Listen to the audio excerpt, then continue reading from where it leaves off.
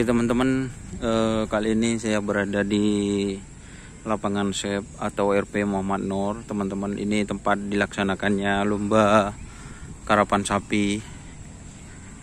Kali ini saya berada di start. Ini kondisi startnya teman-teman.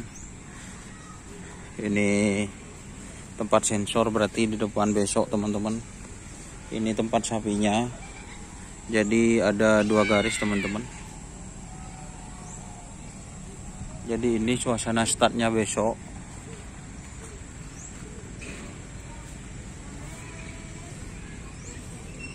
Tanahnya teman.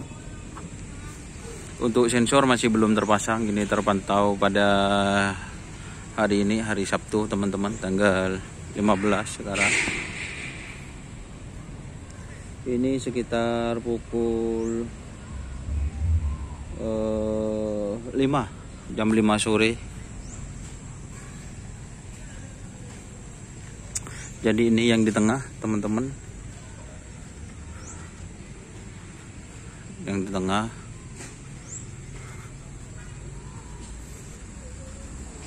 Terus ini yang di sebelah kiri,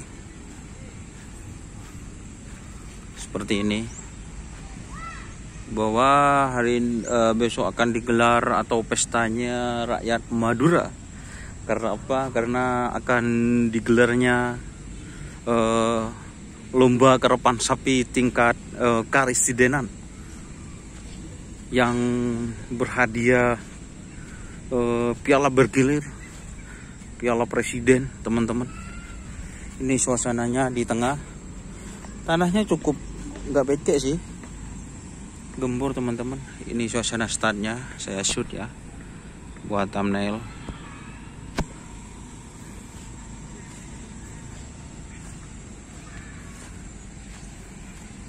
Jadi teman-teman, ini saya sudah sampai. Untuk lapangannya seperti ini teman-teman. Maksudnya lintasannya. Ada yang becek juga. Ini sekitar 225 meter. Seperti itu panjangnya. Oke, mungkin itu secara singkat mengenai kondisi lapangan SEP Bangkalan. Terima kasih teman-teman yang sudah bergabung. Jangan lupa like, komen, dan subscribe YouTube channel Dunia Sar. Salam sampai buru tulipur. Sampai mikir tuli mikir. Wassalamualaikum warahmatullahi wabarakatuh.